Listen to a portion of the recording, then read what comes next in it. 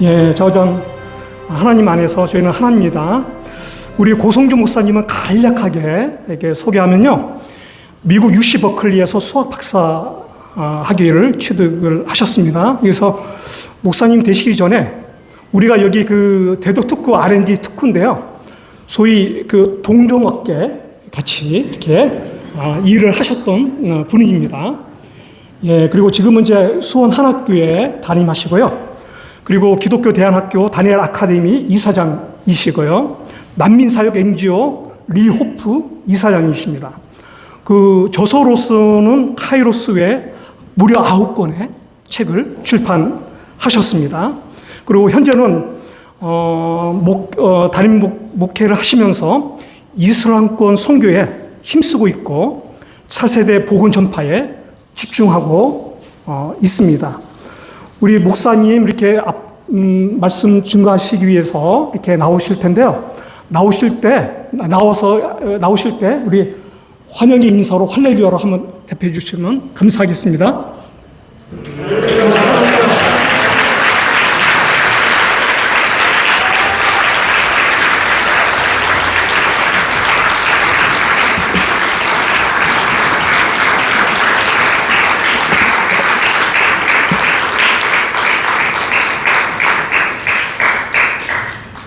예, 이렇게 동종업계 사람들을 만나니까 마음도 편하고 고향에 온 것 같고, 이렇게 이과생들만 앉아 있으면 마음이 편해집니다.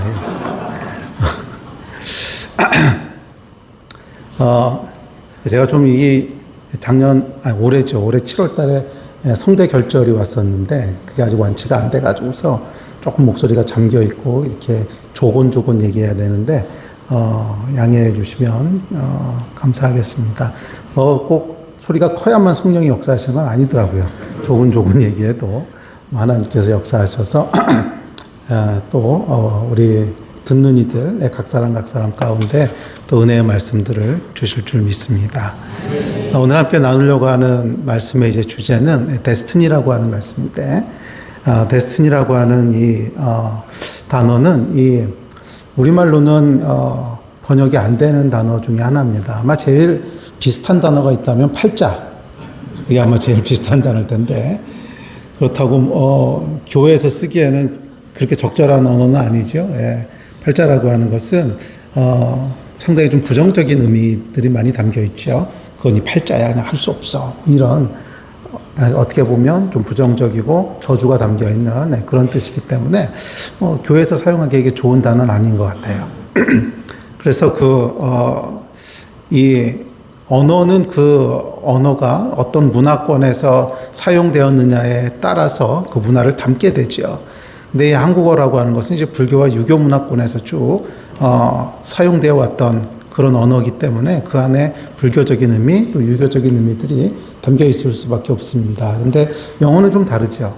영어는 이제 기독교 문화권에서 사용됐던 언어들이기 때문에 그 안에 담겨 있는 뜻들도 이제 기독교적인 의미들이 담기게 됩니다.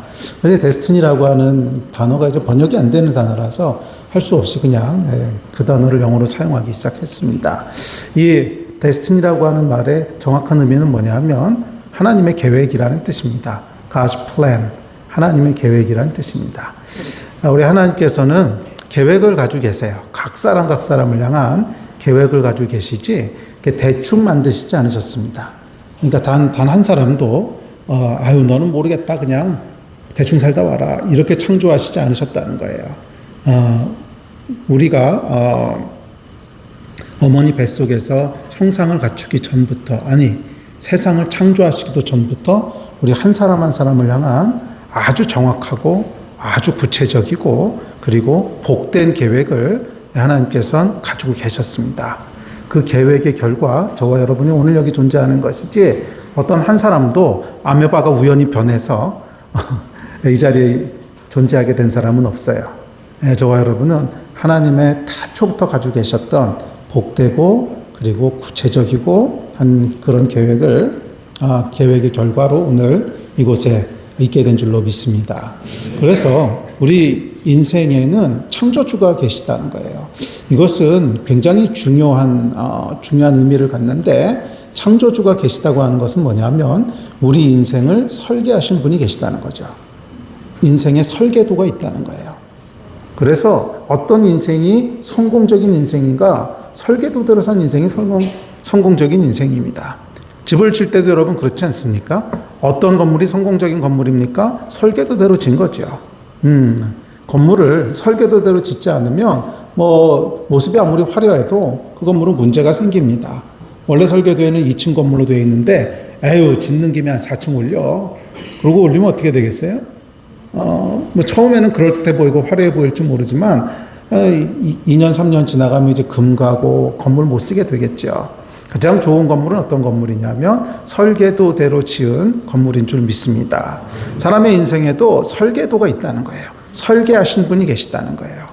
사람들은 인생을 어떻게 생각하냐면 나름대로 최선을 다해서 멋지고 화려한 그림을 그리면 성공적인 인생이라고 생각을 합니다. 마치 하얀색 도화지에다가 화려한 그림을 그려서 지나가던 사람들이 보고 아이고 너무 멋있습니다 인정해주고 칭찬해주면 성공적인 인생이고, 뭐 사람들이 별로 인식하지 못하고 칭찬해주지 않으면 실패한 인생이라고 생각을 해요.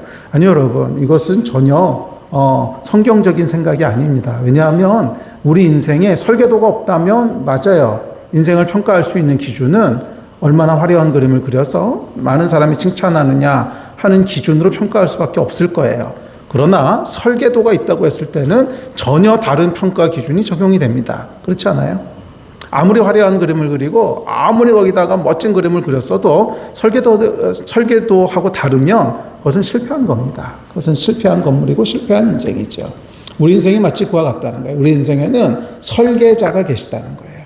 우리 인생을 디자인한 분이 계시다는 거예요. 그래서 인생의 성공과 실패는 얼마나 화려한 인생을 살았느냐, 얼마나 많은 것을 성취했느냐, 얼마나 많은 사람들이 인정하고 칭찬해 주느냐 하는 것과는 아무런 관계가 없다는 것입니다. 인생의 성공과 실패를 가르는 유일한 기준은 뭐냐면 설계도대로 살았는가 하는 거예요. 우리를 창조하신 하나님, 그분이 우리를 향해서 부여하신 데스티니가 있는데 그 데스티니대로 살았는가 하는 것이 유일한 평가 기준인 줄 믿습니다. 그래서 우리가 이 땅에서 삶을 다 마치고 하나님 앞에 설 때는 분명히 그 기준을 가지고 평가하실 거예요. 하나님의 계획에 얼마나 충실하게 살았는가.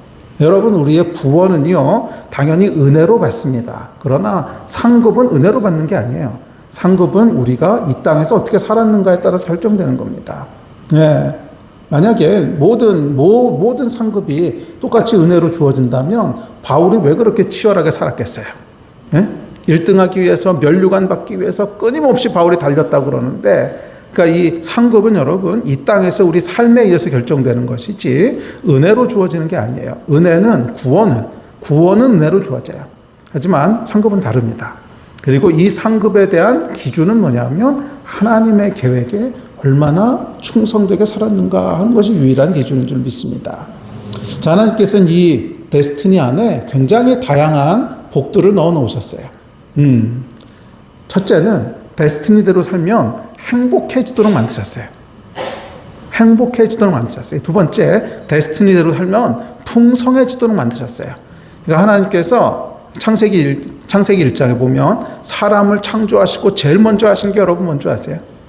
사람을 창조하시고 가장 먼저 한 일이 복을 주시며 이르시되 이렇게 나와 있어요. 사람을 창조하시고 제일 먼저 하신 게 복을 주셨다는 거예요.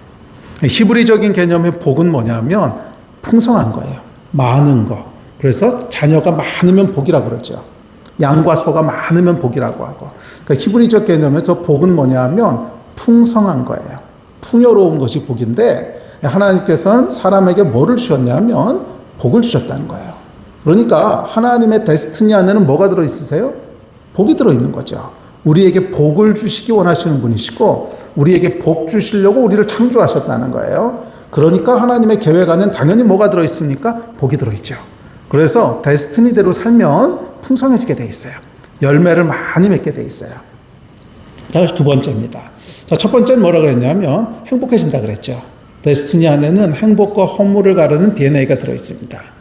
예. 뭐 그럴 수밖에 없는 것이 데스티니에서 멀어지면 어떻게 되냐면 사람이 허무함을 느껴요. 예? 사람이 허무함을 느낍니다.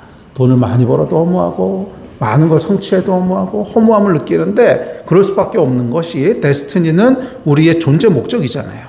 창조주가 부여하신 존재 목적인데 존재 목적에서부터 멀어져 있으니 허무하죠. 존재 목적에서부터 멀어져 있기 때문에 그것은 그냥 존재상 허무한 거예요. 존재 목적에서 멀어졌는데 어떻게 의미가 있겠습니까? 그래서 데스티니에서부터 멀어지면 허무함을 느끼게 돼 있어요. 반대로 데스티니에 들어서게 되면 사람은 행복하게 돼 있어요.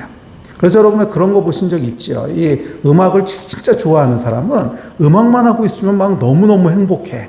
예, 뭐 사람들이 인정해주지 않아도 별로 성공하지 못해서 돈도 못 벌어도 그것만 하고 있으면 시간 가는지 모르는 그런 거 여러분 보신 적 있죠? 그게 왜냐하면 하나님 그렇게 창조하신 거죠. 또 어떤 사람은 그림만 그리고 있으면 그런 사람이 있고 또 어떤 사람은 수학 문제 풀고 있으면 그런 사람이 있고 저는 이제 그런 거였는데 하나님께서 참 다양하게 만드셨는데 뭐 어떤 사람은 수학 문제만 풀고 있으면 너무 행복한 사람이 있고 그게 이제 데스티니죠. 하나님이 그렇게 창조하신 거죠. 그래서 하나님이 창조하신 그 일을 하고 있으면 행복해지는 그게 하나님이 우리를 창조하신 방식이라는 거예요. 하나님이 부여하신 데스티니 얘기에 들어서면 우리 안에서 막 도파민이 이렇게 올라오도록 그렇게 만드셨다는 거예요.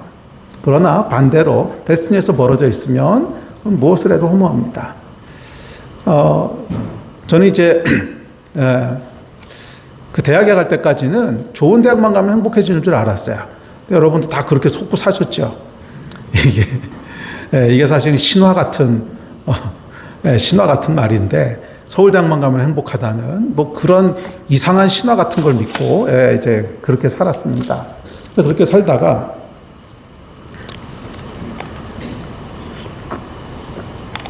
그래서 뭐 중고등학교 때까지는 뭐 했는지 잘 기억이 없어요. 그냥 열심히 공부하는 모범생이었고 그래서 감사하게도 이제 서울대 수학과를 들어갔습니다.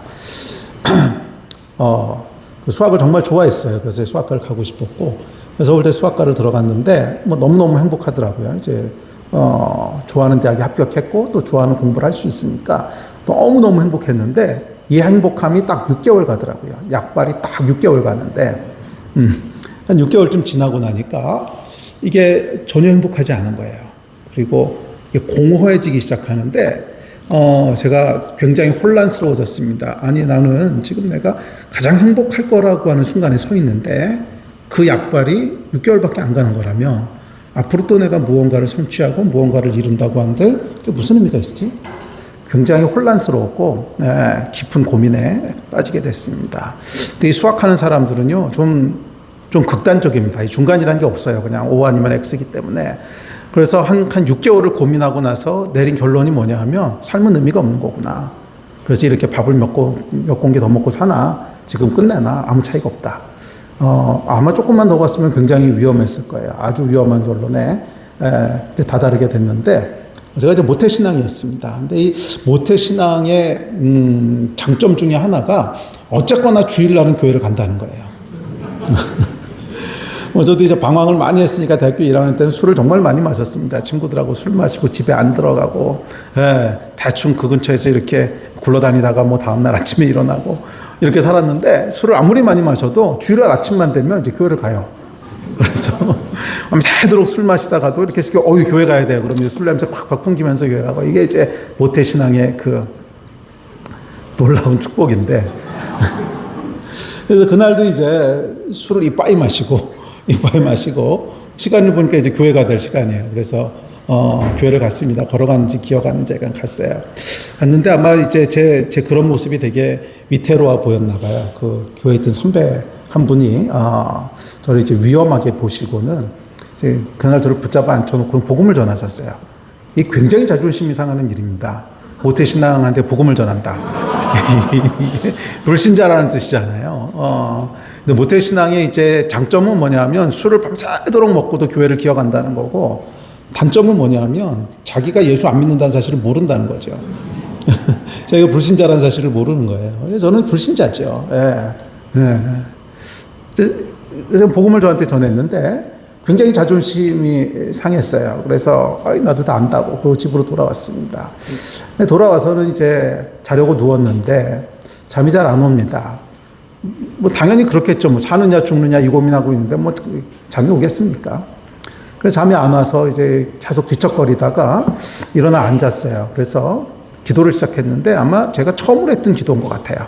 물론 이제 어렸을 때 뭐 식기도 하고 이런 거야 모태신앙이니까 했겠지만 제가 의미 있게 기도한 건 아마 처음이 아니었을까 싶습니다. 기도의 내용이 아직도 기억이 나는데 이렇게 기도했어요. 하나님, 나는 솔직히 당신이 계신지 안 계신지 잘 모르겠습니다. 그런데 계시다면 날 좀 도와주십시오. 난 당신이 필요합니다. 이런 기도가 나오는데 갑자기 그냥 눈물이 홀칵하고 쏟아지기 시작하는 거예요. 뭐 예측하셨겠지만 저는 이 MBTI가 아주 강력한 T고요. 왕제입니다. 그래서 이렇게 울고 감정적이고 이런 거하고는 굉장히 거리가 먼 사람이고, 목회하면서 약간 이제 감정이 개발되긴 했지만, 그 당시만 하더라도 이렇게 울고 이런 거하고는 아무 상관이 없는 사람이에요. 그렇게 감정이 풍부했으면 시를 썼겠지, 수학을 했겠습니까? 근데 눈물이 나온 거예요. 그래서 나중에 보니까 이제 성령께서 역사하신 거죠. 그래서 한 두세 시간을 펑펑 울고, 그러다 이제 잠이 들었고, 그리고 다음날 아침에 일어났는데, 정말 문자적으로 세상이 달라 보이는 거예요. 정말 다른 세상이 있는 거예요. 아, 나는 그냥 의미 없이 던져진 존재가 아니고 나를 창조하신 분이 계시구나. 나를 창조하신 분이 계시구나. 내 인생에는 목적이 있구나. 왜 그렇게 생각됐는지 모르겠어요. 그건 그냥 성령의 역사예요. 성령께서 역사하신 건데, 이 성령의 역사는 여러분 왜라고 물어봐야 답이 잘 안 나옵니다. 왜냐하면 성령의 역사는 수학으로 얘기하면 공리 같은 거예요. 액션 같은 거기 때문에 거기서부터 시작하는 거거든요. 이 얘기하면 오늘 집에 못 가는데. 그러니까 성령의 역사는 뭐냐면 우리 안에 갈망을 주는 거거든요. 성령은 영이라고 하는 건 갈망을 주는 겁니다. 그러니까 예를 들어서 여러분 성령 말고 세상의 영이 있잖아요. 요한일서에 보면 세상의 영이라는 표현이 나오죠. 그래서 우리가 보통 사용하는 만몬의 영이라든지 음란의 영이라든지 또는 권력의 영이라든지 이런 말을 사용할 때 그 말의 의미가 뭐죠? 거기에 대한 갈망을 준다는 뜻이죠. 만몬의 영이면 돈에 대한 갈망을 주고, 권력의 영이면 권력에 대한 갈망을 주고, 그래서 인간을 인간되게 하는 건 뭐냐면 영이에요. 그 영이 우리 안에 역사하면서 무언가에 대한 갈망을 가지게 되죠. 그러면 그 갈망이 뭐를 만들어내냐면 행복이 무엇인지를 인생의 의미가 뭔지를 규정합니다. 그러니까 만몬의 영이 내 안에 있으면 돈에 대한 갈망이 생기고, 그러니까 인생의 의미는 뭐냐면 돈을 많이 버는 거예요. 또 권력의 영이 있으면 권력에 대한 갈망이 생기고, 그래서 그 사람의 인생의 의미는 권력을 갖는 거예요. 그래서 영은 갈망을 주고, 영이 우리 안에 있으면 그 영이 인생의 의미를 결정하고, 인생의 의미가 결정되면 행복이 뭔지가 결정이 됩니다. 그 의미를 충족시키고 있는 상태를 행복이라고 느끼는 거죠. 예를 들면 만몬의 영이 있어요. 그러면 돈을 많이 벌었으면 그때 느끼는 감정을 행복이라고 느끼는 거죠. 그러니까 그런 식으로 영이라고 하는 것이 사람의 삶을 규정하는 거예요. 세상의 영이라고 하는 건 뭐냐면 세상에 있는 어떤 것을 갈망하게 하는 영이라는 거예요. 그래서 사람들은 하여간 뭔가는 갈망해요. 아무것도 갈망하지 않은 사람은 시체 같은 사람이죠. 아무것도 갈망하지 않는 사람이란 건 없죠. 뭔가는 갈망해요. 음식을 갈망하든 관계를 갈망하든 뭔가는 갈망해요. 그러면 그게 이 세상에 있는 어떤 것을 갈망하게 하는 영이 세상의 영이라는 뜻이죠. 자, 그런데 성령은 어떤 분이시냐면 하나님을 갈망하게 하는 거예요. 그게 성령님이십니다. 그래서 성령이 임하시면 우리 안에 왜라고 질문해도 설명할 수 없는 현상이 일어나는데 하나님에 대한 갈망이 생겨요. 하나님이 너무 좋고, 제가 그렇게 거듭나고 나니까 이상한 일이 벌어졌는데 예수라는 이름은 좀 너무 좋은 거예요. 예수 그럼 막 너무 좋고 막 예수를 위해서 살고 싶고 예수를 위해 죽고 싶고, 근데 왜라고 질문해 보면 왜 그런지 모르겠어요. 그래서 직업인지는 항상 왜를 물어야 되는데 해답이 없어요. 왜 그러고 물어보면 분명히 어저께까지는 안 그랬는데 왜 하루아침에 이렇게 됐을까? 이게 설명이 안 되는 거죠. 그게 뭐냐면 성령의 역사예요. 그러니까 성령의 역사는 시작점이에요. 그러니까 왜를 물어봐야 없어요. 그냥 거기서부터 시작하는 거예요. 그래서 수학의 공리하고 똑같아요. 정말 액션이랑 똑같은 것이 영인데, 성령이 내 안에 임하시니까 설명은 할 수 없지만 내 안에 하나님과 하나님 나라를 향한 갈망이 생기고, 그것이 제 인생을 충만하게 하기 시작했습니다. 그게 채워지고 나니까 비로소 공허가 채워지더라고요. 그러니까 공허라고 하는 건 뭐냐면 갈망을 다 잃어버린 거예요. 갈망을 다 잃어버린 거예요. 아무 것에 대한 갈망도 없으니까 삶이 공허하게 느껴지는 거죠. 그래서 이 공허함이라고 하는 것은 사실은 성령이 임하시지 않으면 해결이 안 되는 일입니다. 이건 성령이 임하시지 않으면 해결이 안 되는 일인데, 자, 어쨌거나, 그래서 제 안에 분명히 공허함이 있었는데 하루아침에 사라졌어요. 왜 사라졌는지 설명이 안 돼요. 근데 나중에 이제 시간이 한참 지나고 나서 해석을 해보니까, 성령께서 임하신 거구나. 성령께서 임하시면서 내 안에 하나님을 향한 갈망을 불어넣으시니까 공허함은 당연히 없어지죠. 공허함이라고 하는 건 아무 것에 대한 갈망도 없는 상태니까 하나님에 대한 갈망이 생긴 것이고, 왜 생겼습니까? 몰라요. 그게 시작점이에요. 네, 그렇게 해서 제 이제 신앙생활이 40년 전에 시작이 됐습니다. 그리고 지난 40년 동안 한 번도 그 공허함으로 돌아간 적은 없어요. 왜? 내 안에 성령께서 계시니까. 물론 뭐 인생이 힘들어요. 네, 항상 잘 되는 건 아니고 어려울 때도 있고 힘들 때도 있지만, 그래도 아무런 갈망이 없을 때 오는 공허함하고는 다른 거죠. 자, 하여간 하나님께서 데스티니 안에는 뭘 집어넣어 놓으셨냐면 그 안에 그 행복해지는, 충만해지는 그런 DNA를 넣어 놓으셨고요. 데스티니에서 멀어져 있으면 무엇을 해도 공허해지는, 그것이 데스티니의 속성입니다. 근데 두 번째 속성은 아까 말씀드렸듯이 데스티니 안에는 풍성함이 있어요. 많은 열매를 맺게 하시고, 그럼 왜 그러냐면 하나님의 계획이기 때문에. 사람의 계획이라면 능력이 부족해서 실패할 수도 있고, 사람의 계획이라면 막힐 수도 있지만, 하나님의 계획을 누가 막겠어요? 데스티니에는 여러분 천하무적의 능력이 있습니다. 왜? 만군의 여호와께서 계획하신 건데 누가 막아요? 그러니까 데스티니를 막을 수 있는 것은 나 자신밖에 없어요. 나 자신이 안 하겠다 그러면 할 수 없어요.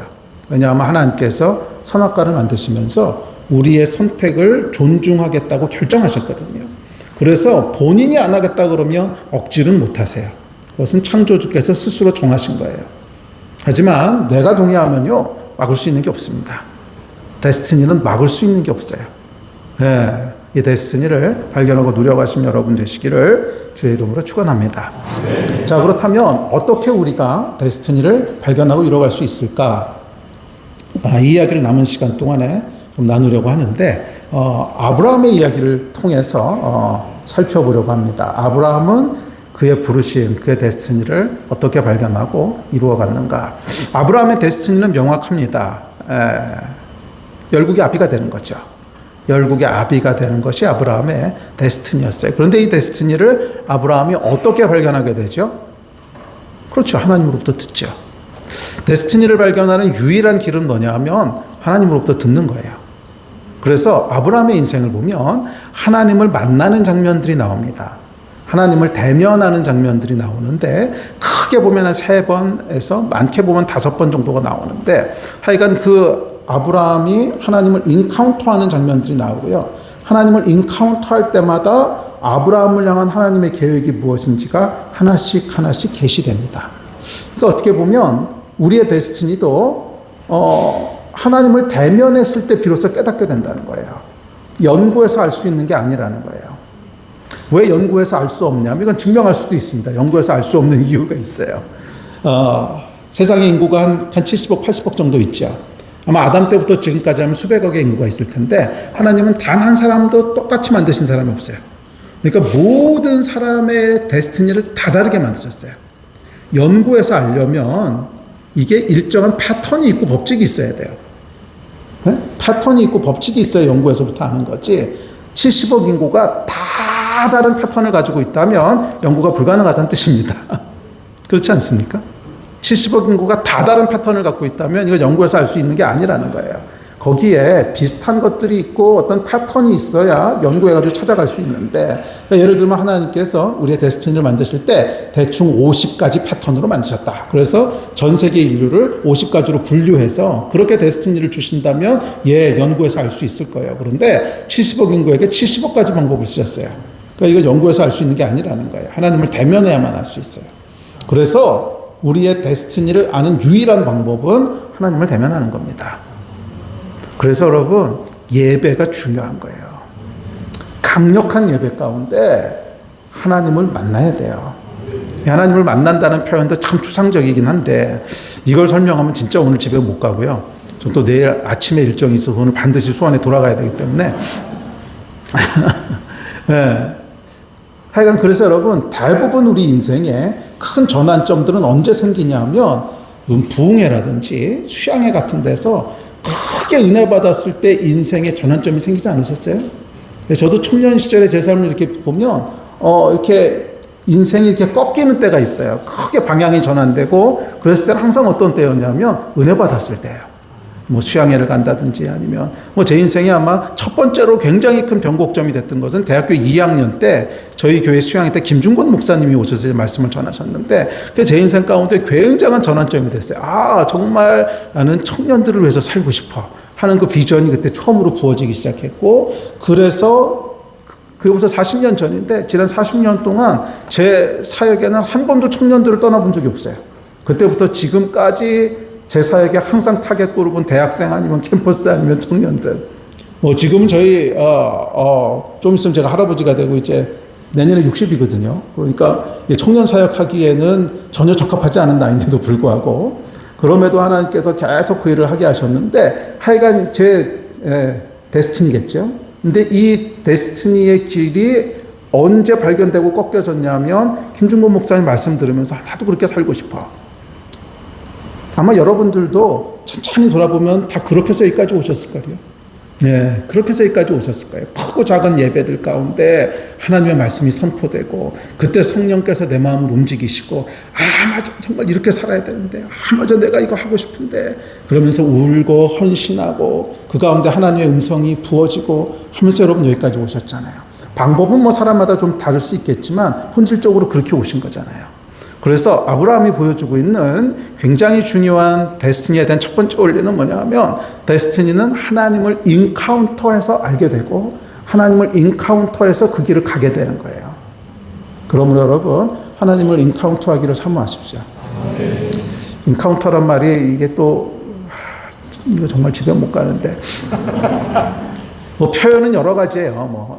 저희 어른 세대는 은혜 받았다 그러셨고요. 은혜 받았어, 은혜를 받으셔야 되는 거예요.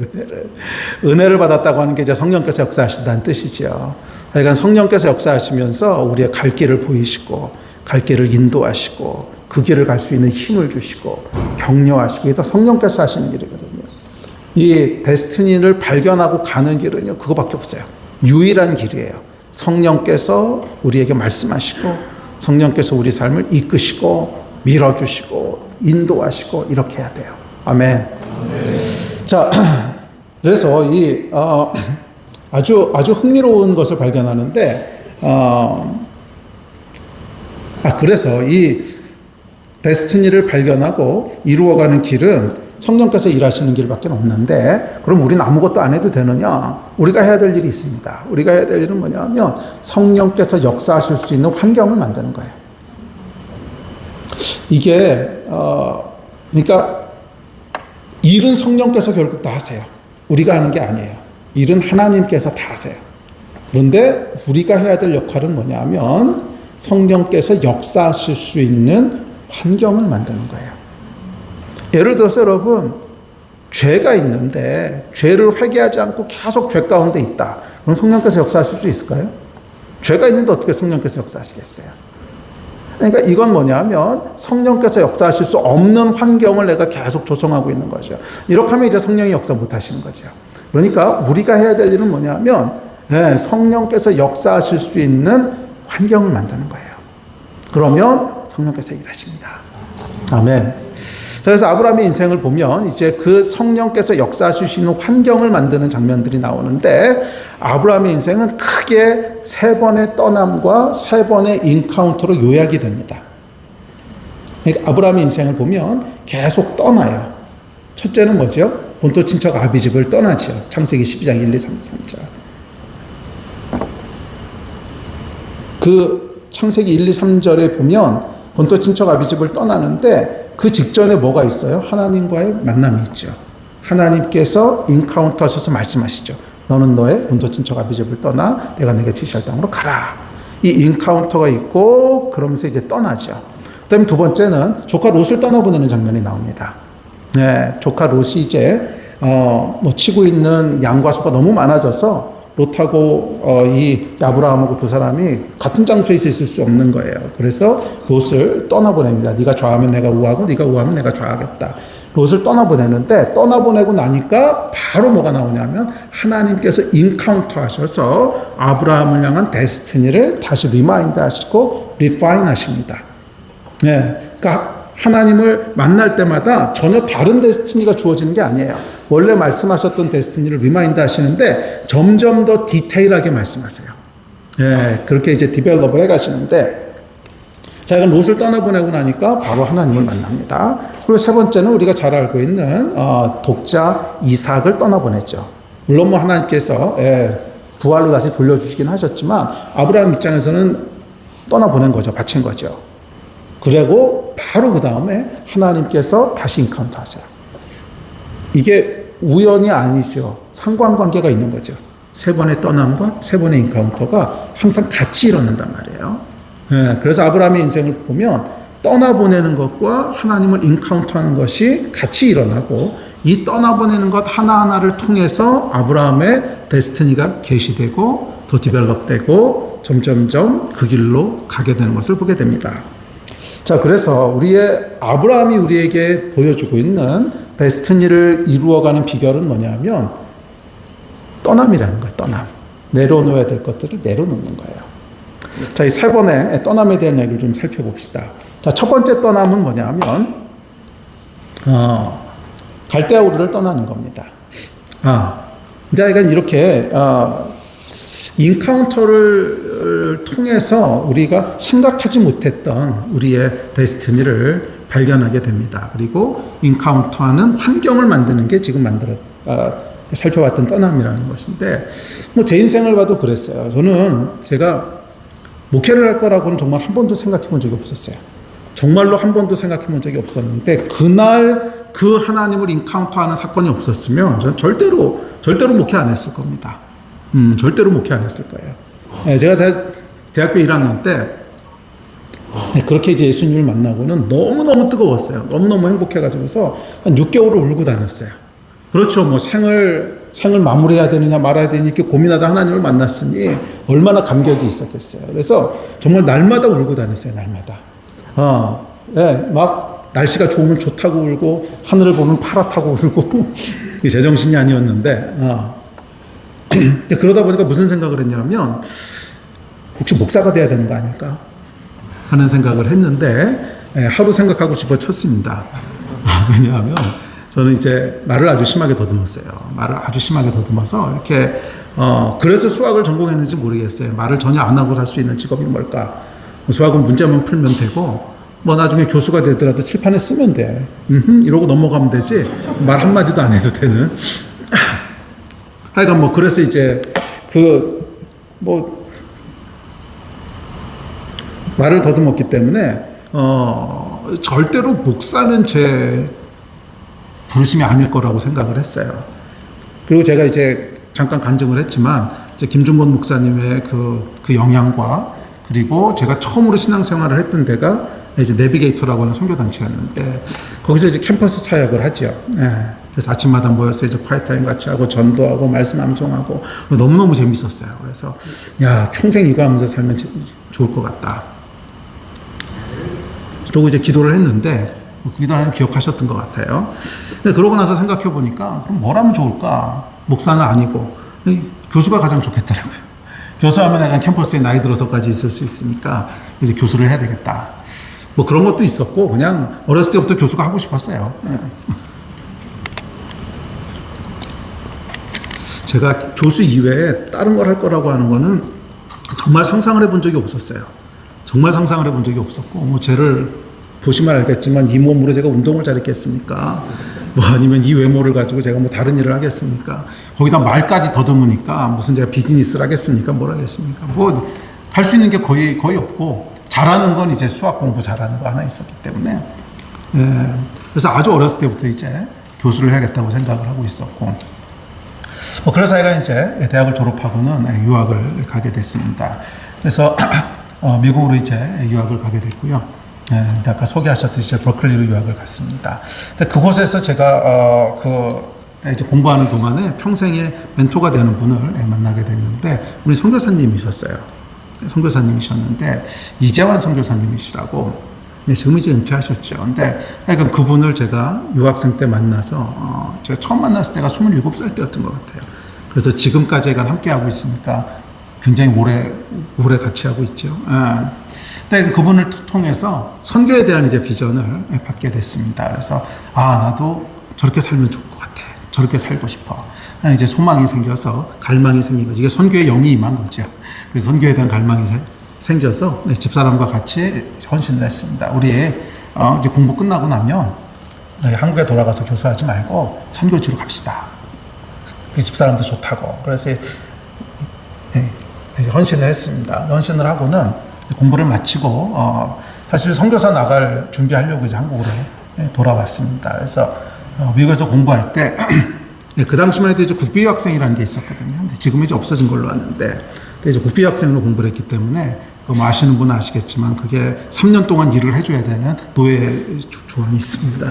노예 조항이 있어서 그거 뭐 이렇게 안 갚아도 뭐 쫓아오진 않는다 그러더라고요. 근데 그래도 선교사로 가는데 뭐 나라 빚져먹고 가는 거는 아니잖아요. 양심상 그건 아닌 것 같아서 하여간 빨리 가서 갚읍시다.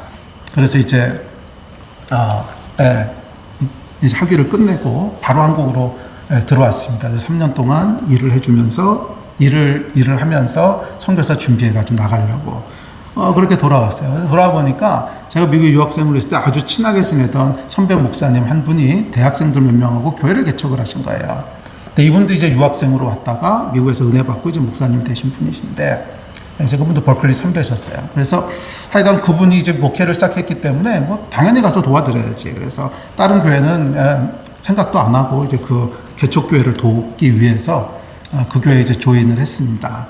조그만 교회였어요. 청년들, 대학생들 몇 명하고 집사님만 두세 가정하고 이렇게 시작했던 교회였는데, 근데 갔더니 이분이 이제 미국 유학생으로 오셨다가 사모님이 시민권자셨는데, 시민권자랑 결혼하신 시민권자가 되신 분인데, 약간 몇 가지 복잡한 문제가 이제 생기시면서 미국으로 돌아가셔야 되게 된 거예요. 그러니까 교회는 개척해놓고 갑자기 본인은 미국에 가시게 된 거죠. 6개월밖에 안 된 교회인데. 그러면서 저를 이렇게 불러 앉혀놓고 뭐라 그러시냐면, 네가 하면 되겠네, 뭐. 그러고 그냥 가셨어요. 저는 뭐 듣도 못한, 뭐 제가 신학을 한 것도 아니고, 뭐 전도사도 아니고, 그냥 집사였고요. 더군다나 말도 더듬고, 그래서 말도 안 된다고. 근데 그분에 대한 사정이 있어서 그렇게 하고 그냥 가셨어요. 미국으로 가시고. 이제 교회가 당장 목사가 없는 거죠. 네. 그리고 개척교회니까 누구 청중에 오기도 애매하고, 그런 상황이었습니다. 근데 그때 교회를 같이 개척했던 집사님 두 가정이 저한테 오시더니, 집사님, 3년은 한국에 계실 거죠? 그래서 3년은 있어야 됩니다. 그러면 3년만 교회를 좀 맡아서 해주시고, 그 다음엔 이제 알아서 하셔도 괜찮으니까, 그럼 어떻습니까? 어차피 선교사나 목사나 그게 그건데, 그래서 안 된다고, 그건 제 부르심이 아니라고. 근데 이분들이 뭐라 그러시냐면, 그래도 기도는 해보셔야죠, 이러시는 거예요. 들어보니까 맞는 말이에요. 기도는 해봐야죠. 그래서 알겠다고, 기도는 해보겠다고. 그래서 기도원에 올라갔습니다. 근데 기도원에 올라가면서 뭐라고 기도했냐면, 하나님, 이게 하나님의 뜻이면 알아듣게 말씀을 좀 해주십시오. 대충 감동이 있다, 뭐 이런 거 가지고 안 되고, 누구도 부인할 수 없는 초자연적인 들리는 목소리로 그렇게 말씀해 주시면, 그러면 제가 순종을 하고, 그거 아니면 그냥 원래 계획대로 3년 있다 이제 선교사로 가겠습니다. 그러고 올라가면서 제 안에 믿음이 있었어요. 그런 음성은 절대로 들릴 리가 없다는. 제가 아까도 말씀드렸지만 처음으로 신앙생활을 시작했던 데가 내비게이터라고 하는 단체였는데, 내비게이터는 아시겠지만 이 성령 사역하고 좀 거리가 먼 데죠.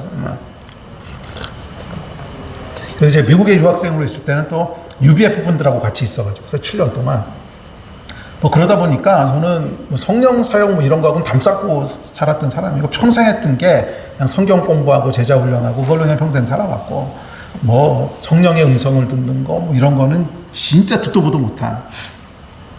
근데 그런 사람이 그날이라고 갑자기 성령의 음성이 들리겠습니까? 그래서 그런 음성은 절대로 들릴 리가 없어. 그리고 이제 올라갔어요. 근데 올라갔는데 3일쯤 됐던 것 같아요. 3일쯤 되는 날 제 인생 가운데 처음으로 하나님의 음성을 듣는 그런 인카운터가 일어났습니다. 기도원에서 밤에 기도하고 있는데 하나님께서 말씀을 시작하시더라고요. 저는 절대로 그런 식으로 말씀 못 하실 거라고 생각했는데 그런 식으로 말씀하시더라고. 그것이 저의 데스티니에 대한 거였습니다. 너는 내가 선교사로 만든 것이 아니고 트레이너로 창조했다고. 그래서 내가 새로운 세대를 일으킬 텐데 그 세대들을 훈련시키고 들여보내는 것이 너의 데스티니고 너는 교관이고, 그래서 그 세대들이 모세의 군대가 아니라 여호수아의 군대가 될 거고 요단강을 건너가서 땅을 정복하는 세대가 될 거라고 하여간 많이 말씀하셨어요. 근데 그때 무슨 말인지 다 이해도 못했어요. 근데 하여간 하나는 분명했어. 아, 이 교회를 하라 그러시는 거구나. 그거는 분명했어요. 그래서 바로 다음날 이제 짐 싸가지고 내려왔습니다. 내려와서 이제 교회 집사님 가정들을 이렇게 만나면서 간증들을 나누고, 그래서 이 교회를 맡는 것이 맞는 것 같다. 그래서 정말 창졸간의 목회를 하게 됐습니다. 딱 일주일 만에. 사람 미치는 거죠. 딱 일주일 만에 한 번도 생각해 본 적이 없는. 그래서 제 첫 번째 직분이 뭐였냐면 담임 집사였습니다.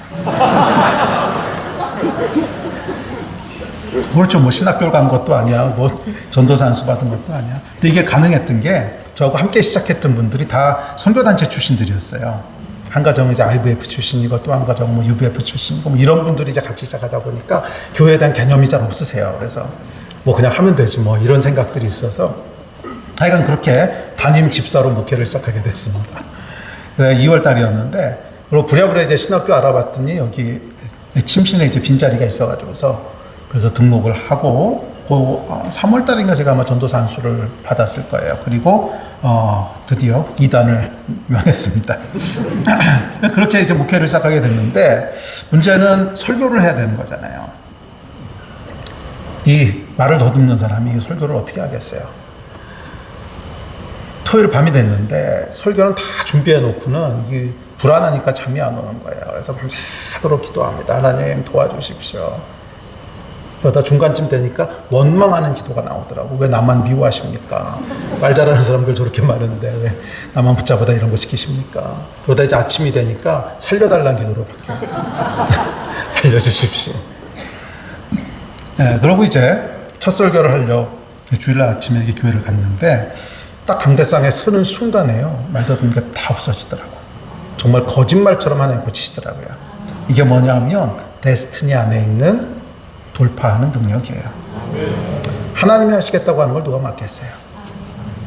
제가요, 그 목회 시작할 때가 34살, 35살 때쯤이었는데 아무리 열심히 기도해도 말 듣는 건 안 없어지더라고.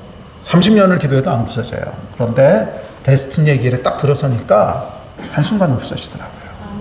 한순간 없어요. 어쩌면 오랫동안 기도했는데 여러분 삶 가운데 응답되지 않는 것이 있다면 다는 아닌데 그 중에 어떤 것들은 데스티니하고 연결되어 있을 수도 있습니다. 여러분의 데스티니에 들어서면 거짓말처럼 없어질 거예요. 제가 아는 목사님 한 분 계신데 이 목사님이 그 불치병에 걸리셔서 죽게 되셨어요. 불치병이었는데 이게 뭐냐 하면 신경과 근육들이 전부 다 석화되는 거예요. 석화돼 가지고서 이제 그 점점점 몸을 이제 움직일 수 없게 되는 거죠. 그래서 이제 움직일 수도 없게 되시고 처음에는 이제 걷지 못하시다가 그 다음에 침대에 누워 계시게 되고 그래서 죽을 날만 기다리고 계시는데 그 사모님이 이제 기도하시다가 젊었을 때 소원했던 게 기억이 나시는 거예요. 젊었을 때 선교사로 소원을 했었는데 사우디아라비아를 이제 가겠다고 이렇게 헌신했었는데 목회하시면서 이제 안 가신 거죠. 그래서 이분이 이래 주구나 저래 주구나 이래 주구나 저래 주구나 그래서 그 병원에 누워 계신 걷지도 못하는 남편을 끌고요 우리 사우디로 가야 된다고. 그래서 휠체어에 태워가지고 사우디아라비아로 가셨어요. 그래서 딱 내리시는 순간 일어나서 걸으셨잖아요. 딱 비행기에서 내리시는 순간 벌떡 일어나서 걸었어요. 네. 그래서 추방될 때까지 사역 잘 하시고, 지금 추방돼가지고서 벌써 오래전 얘기죠. 지금 목회 잘하고 계시고요. 뭐 여러분 이름만 대면 알만한 목사님이신데, 궁금하면 나중에 찾아보세요, 인터넷에. 이게 뭐냐 하면, 데스티니에 들어서면 여러분, 돌파하는 능력이 있습니다. 데스티니에는 돌파하는 능력이 있어요. 왜? 하나님이 하시는 일이니까. 사람이 하는 일이라면 막힐 수 있어요. 능력이 부족하기도 하고 재수가 없기도 하고. 근데 하나님이 하겠다고 하는 걸 누가 막으시겠어요? 성경은 이 이야기로 가득하지 않습니까? 모세의 데스티니는 출애굽이죠. 근데 출애굽에서 보니까 홍해가 가로막고 있습니다. 그랬더니 하나님께서 바다를 갈라버리시죠. 여호수아의 데스티니는 요단강을 건너서 땅을 정복하는 거였어요. 근데 강을 건너가 보니까 여리고라고 하는 큰 성이 있습니다. 그랬더니 하나님이 무너뜨려 버리시죠. 이게 데스티니의 능력이에요. 누구든지 모세와 여호수아만이 아니라 여러분 중 누구든지 여러분을 향한 데스티니를 발견하고 발을 떼서 불로 들어가면요, 들어가는 순간 홍해가 있다면 갈라질 거고 여리고가 있다면 무너질 겁니다. 이게 데스티니의 능력이에요. 아멘. 만약에 그날 그 인카운터가 없었다면 저는 지금 여기 없을 겁니다. 목회 안 했을 거고요. 네. 아마 다른 일 하고 있었을 거예요. 제 인생의 고비고기마다 시간이 없어서 너무 길게 얘기 못 하는데, 저희가 이제 난민 사역한다고 아까도 말씀하셨는데, 중동에서 시리아 난민들을 섬기면서 정말 열매를 많이 받습니다. 정말 많은 열매들을 받는데, 그것도 인카운터였어요. 제가 2006년도에 기도원에서 기도하고 있는데, 제 평생 2번 하나님의 음성을 이렇게 초자연적으로 들었는데, 그 2번째 사건이 이제 그 기도원에서 기도할 때였어요. 기도하는데 갑자기 하나님이 말씀을 시작하셨어요. 밤이었는데 뭐라고 그러시냐면 영어로 말씀하셨어요. You are my Daniel. Even though your church is in Korea, your inheritance is Arabic Muslim. 너는 너의 이름 다니엘이야. 비록 너의 교회가 한국에 있지만 너의 유업은 아랍 무슬림들이야. 하는 그 말씀을 하셨어요. 그러고는 밤새도록 말씀하셨어요. 밤새도록. 그리고 아침이 됐는데 제가 굉장히 혼란스러웠어요. 이런 경험이 별로 없으니까. 평생 제자 훈련만 하던 사람인데 이게 도대체 뭔지, 이게 하나님 음성인지 내가 미친 건지 헛거 들은 건지. 그래서 아침에 제가 뭐라고 기도했냐면, 하나님 좀 컨펌이 필요합니다. 확정을 좀 해주십시오. 제가 내일 모레 제 친구분이 미국 목사님 한 분을 이렇게 점심 약속을 잡아주셨는데, 그분 만나서 점심 식사할 건데 처음으로 만나는 거죠. 그분 통해서 저를 다니엘이라고 불러주시면 제가 믿겠습니다. 뭐 그 사람이 저를 다니엘이라고 부를 이유가 없죠. 제 이름 성준으로 알고 만나는 건데. 그러고 그 다음날 만나서 식사를 했어요. 식사를 하고 이제 한 2시간쯤 얘기를 잘 나누고, 이분도 이제 선교 쪽 일하시는 분이셔서 좋은 대화를 나누고 이제 기도하고 가자고. 그래서 손을 잡고 기도하는데 이분이 뭐라 그러냐면, Lord, he is your Daniel. Even though his church is in Korea, his inheritance is Arabic Muslim. 제가요, 왜 하나님이 영어로 말씀하셨는지 알았어요. 정말로. 아니, 내가 영어가 네이티브도 아닌데 왜 갑자기 하나님이 영어로 말씀하시지? 그때 사실 좀 뜨아했어요. 근데 보니까 나중에 컨펌을 미국 사람을 통해서 하실 거까지 다 아신 거죠. 네, 정확히 똑같이 얘기하는데 이렇게 머릿속이 하얘지더라고. 아무 생각도 안 나고. 오, 이거 하나님이시구나. 그 생각밖에 안 나요. 그래서 그 해부터 저희가 이제 중동으로, 레바논으로, 시리아로, 요르단으로 이제 선교사들을 들여보내기 시작했습니다. 열매가 나올 거라고 기대도 하지 않았어요. 아랍이란 데가 어떤 데냐면 선교사들의 무덤이라고 불리는 데고, 평생 사역해도 개종자 한두 명 얻으면 잘 나오는 그런 걸 제가 너무 잘 알고 있었기 때문에 열매가 나올 것은 기대도 하지 않고 그냥 하나님이 말씀하셨으니까 간다. 그래서 이제 선교사들을 이제 처음에 레바논으로 들여보내고 2008년도에 시리아로 들여보내고 그렇게 들여보냈습니다. 그러고 조금 있다가 시리아에 내전이 난 거예요. 내전이 나가서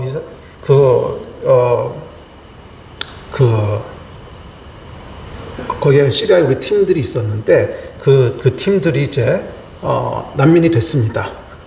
막 이고 지고 애들 손 끌고 택시 타고 막 걷고 이래가지고 국경을 넘은 거죠. 국경을 넘어서 옆에 나라로 왔는데 그렇게 길게 있을 줄은 몰랐어요. 지금까지 이제 머물고 있는데, 근데 시리아에서 이제 넘어온 사람들 있고 고향 사람들 갖고 그렇지 않겠습니까? 그러니까 이제 도와주기 시작한 거예요. 뭐 담요도 갖다 주고 먹을 것도 갖다 주고. 그리고 이제 조심스럽게 복음을 전하기 시작했는데 너무 쉽게 예수를 믿는 거예요. 그래서 매주 매주 개종자가 나오더니 나중에는 매일 개종자가 나오는 거예요.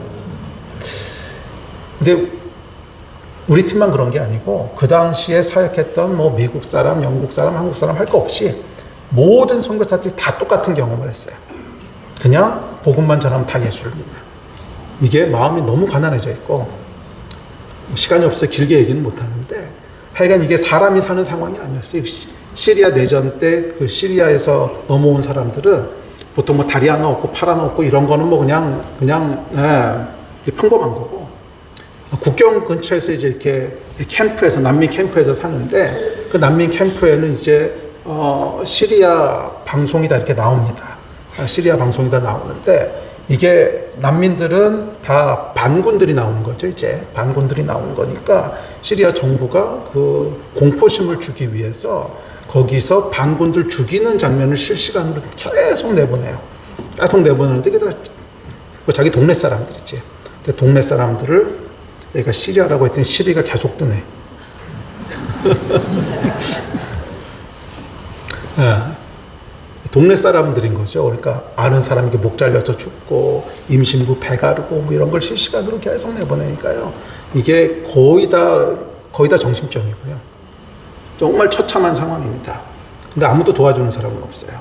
아무도 도와주는 사람은 없고 물론 뭐 무슬림들도 와서 조금 돕는다고 오는데 무슬림도 NGO가 있습니다. NGO가 있는데 한 번 와서 사진 찍고 다시 나가요. 근데 참 놀라운 것이 5년 지나고 10년 지나도 계속 돕는 사람들은 크리스천들밖에 없어요. 정말 달라요. 5년 지나고 10년 지나도 계속 돕는 사람들은 크리스천들밖에 없고 그러니까 이 사람들이 이미 마음이 가난해져 있는데 도와주는 사람은 크리스천들밖에 없고 그 다음에 주변에 감시하는 사람도 없고 이게 원래 개종을 못하는 게 그 운마 공동체라 그래서 감시 체제거든요. 여기는. 그래서 동네에서 개종자가 나오면 죽입니다. 그러니까 명예살인 하잖아요. 네? 가족 중에 개종자 나오면 죽여야 되고 안 죽이면 그 가족 전체를 동네에서 죽이거든요. 그러니까 이 시스템이 아주 철저한 곳인데 이게 뭐 난민이 됐으니까 전부 무너진 거죠. 그러니까 그냥 개인이 믿어도 아무도 뭐라 그럴 사람이 없고 그러면서 어마어마한 개종이 일어났습니다. 어마어마한. 이거는 정말 아는 사람만 아는. 지금은 뭐 이제 많은 사람들이 그 소식을 듣고 알고 있는데 지난 한 10년 동안 정말 지난 1300년 동안 한 번도 일어난 적이 없는 역사가 일어났습니다. 예를 들면 요르단에 저희하고 아주 가깝게 일하는 로컬 초치가 있는데 요르단 목사님이세요. 근데 이 한 교회가 이라크하고 시리아 난민들만 섬겨서 한 교회인데 개종자가 5만 명 나왔어요. 여기 듣도 보도 못한 얘기죠. 근데 이런 데가 몇 군데가 있어요. 몇 군데가. 놀라운 일을 하나님께서 행하셨습니다. 데스티니로 들어가면 뭐가 있다고요? 열매가 있어요. 열매가. 그렇죠. 하나님 인도하신 건데. 복을 주신다고 했잖아요. 저는 아랍에서 그런 열매를 볼 거라고는 상상도 못했어요. 왜냐하면 1300년 선교 역사상 한 번도 없던 일이기 때문에 그게 뭐 지금 일어날 리가 있습니까? 근데 일어나더라고. 상상도 못했던 일이 일어나더라고요. 열매가 있어요. 열매가. 자, 그런데 제 인생에 이렇게 굵직굵직하게 방향을 틀었던 사건들, 목회를 시작하게 되고 아랍으로 들어가게 되고 그 사건들마다 뭐가 있었냐면 인카운터가 있었어요. 인카운터가 있었어요. 만약 그 인카운터가 없었다면 저는 아마 지금 전혀 다른 곳에서 다른 일을 하고 있을 거예요. 여러분, 하나님을 만나는 것을 사모하십시오. 아멘. 하나님을 인카운터하는 걸 사모하셔야 돼요. 아멘. 자, 다시 아브라함 이야기로 돌아옵시다. 그러면 어떻게 인카운터할 수 있는가? 환경을 만드는 거라고 그랬죠. 세 번의 내려놓음이 있는데 이 세 번의 떠남은 각각 상징하는 것이 있습니다. 첫 번째 갈대아 우르를 떠나는 것은 죄를 떠나는 거예요. 죄를. 그렇죠. 우르라고 하는 것이 우상 섬기는 도시였고 거기서 이 아브라함의 가족은 우상을 만들어 팔던 일을 했습니다. 이 죄를 떠나라고 하는 것이 갈대아 우르를 떠나는 거였고요. 롯을 떠나보내는 건 조금 다릅니다. 조카 롯을 떠나보내는 것은 죄는 아니에요. 하지만 같이 갈 수는 없는 것들이 있어요. 우리 인생에 반드시 그런 게 있어요. 죄는 아니지만 같이 갈 수는 없는 거. 그것들을 내려놓으라는 거예요. 다음에 세 번째, 이삭을 드리는 것은 가장 소중한 것을 하나님께 드리는 거예요. 이 세 가지가 성령께서 역사하셨던 환경이었습니다. 첫 번째는 죄를 내려놓아야 돼요. 갈대아 우르를 떠나는. 뭐 당연한 얘기지만 죄가 있는데 하나님이 역사하실 수는 없어요. 죄가 있는데 하나님이 역사하실 수는 없어요. 죄를 내려놓아야 돼요. 죄를 멀리 하셔야 돼요. 죄는 여러분 우리 인생의 데스티니를 왜곡시키고 파괴합니다. 하나님이 죄를 싫어하시는 이유는 죄가 하나님에게 어떤 해코지를 하기 때문에 그런 것이 아니라 죄는 죄를 진 사람의 인생을 망가뜨려요. 죄를 범한 사람의 인생을 망가뜨려요. 그리고 하나님께서는 우리 아버지세요. 자녀의 인생이 망가지는 것을 마음 아파하시는 거예요. 그러니까 하나님께서 죄를 싫어하신다고 했을 때 그 죄는 나를 위해서 싫어하시는 거예요. 나를 위해서. 그 죄를 범했을 때 내 인생이 망가지는 거예요. 나를 향한 하나님의 데스티니가 왜곡되고 파괴되는 거예요. 가인이 죄를 집니다. 동생 아벨을 죽이죠. 그랬더니 가인을 향한 원래 계획들이 다 망가지죠. 유리방황하는 자가 되고 자기 집을 떠나게 되고 원래 하나님의 계획에서 완전히 벗어나게 됩니다. 왜? 죄가 들어오면 이렇게 되는 거예요.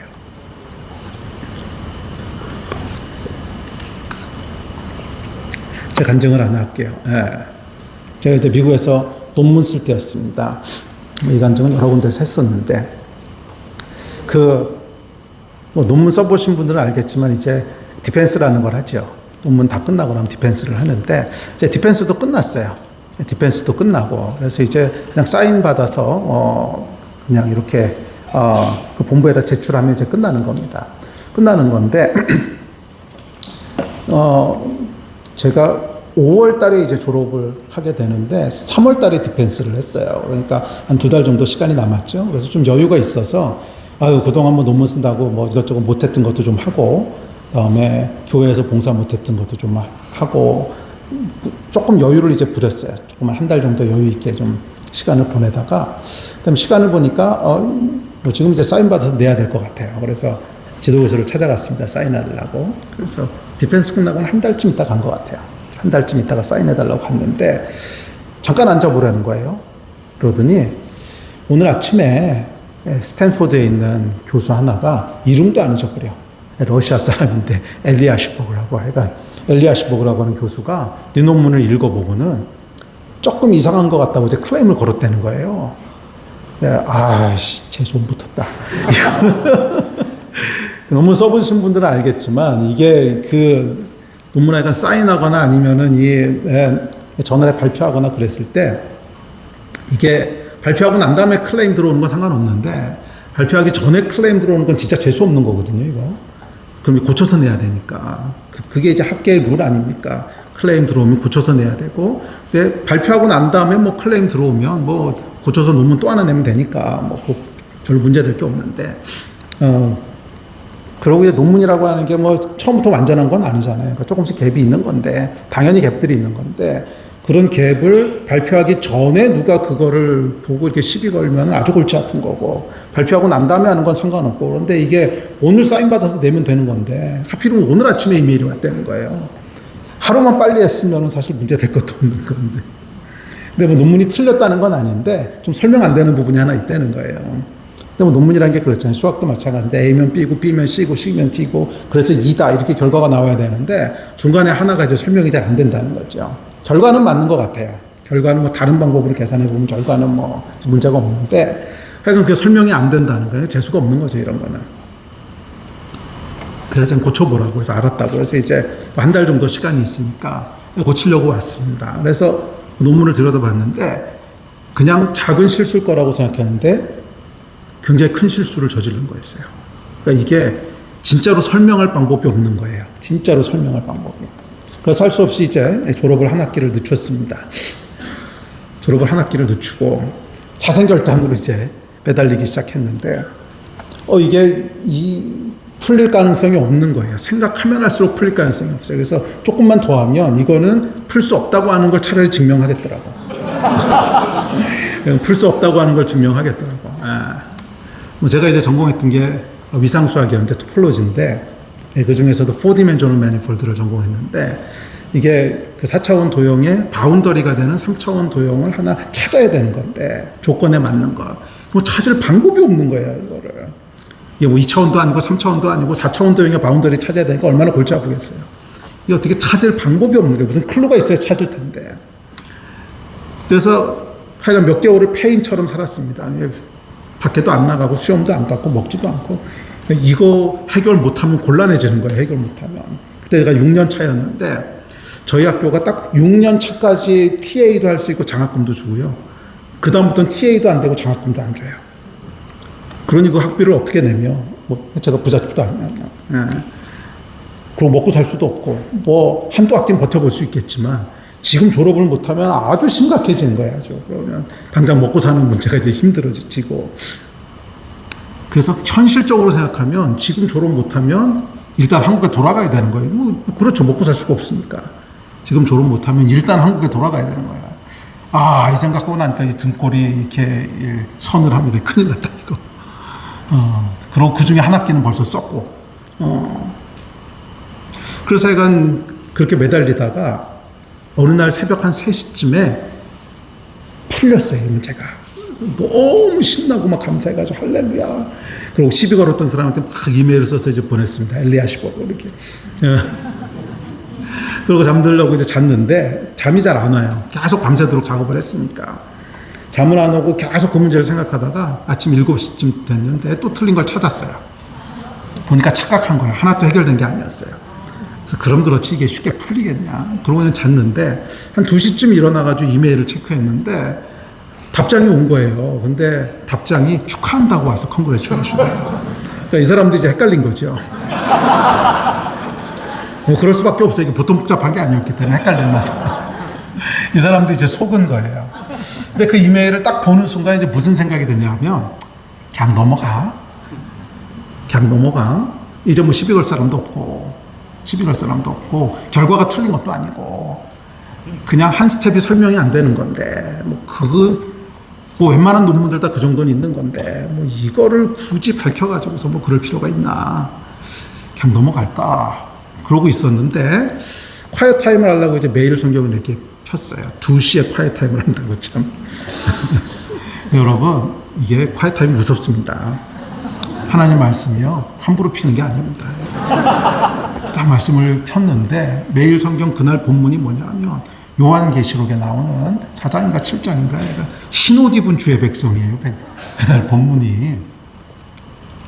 근데 흰 옷 입은 주의 백성이라고 본문이 이렇게 읽는데 제가 무슨 생각이 들었냐면 아니 근데 왜 주의 백성들은 맨날 흰 옷만 입고 다닐까?